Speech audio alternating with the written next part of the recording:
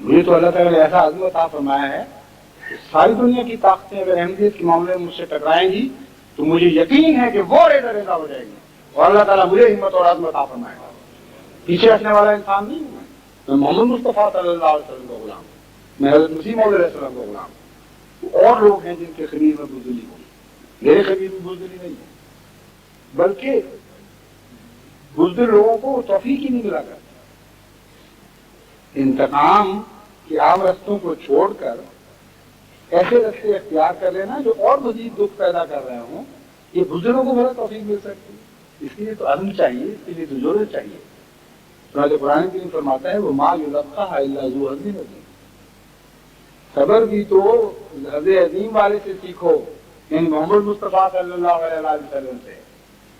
یہ نصیب محمد مصطفیٰ ہی کا تھا کہ ان حالات میں انہوں نے صبر کر کے دکھایا, تو اس لیے ان کی پیروی کرنا تم کبھی ٹھوکر نہیں کھاؤ گے اور کبھی غلطی نہیں کرو.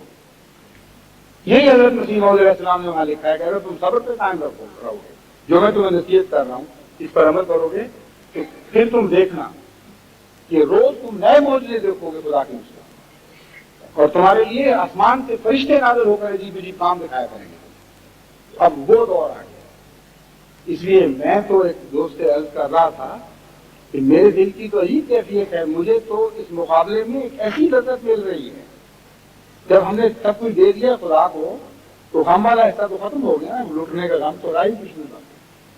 اب تو جو مزہ آئے گا خدا کی خاطر کام کرنے کا اور قربانیاں پیش کرنے کا اور سب کچھ جھونک دینے کا, اس کا تصور بھی دنیا والے نہیں کرتے.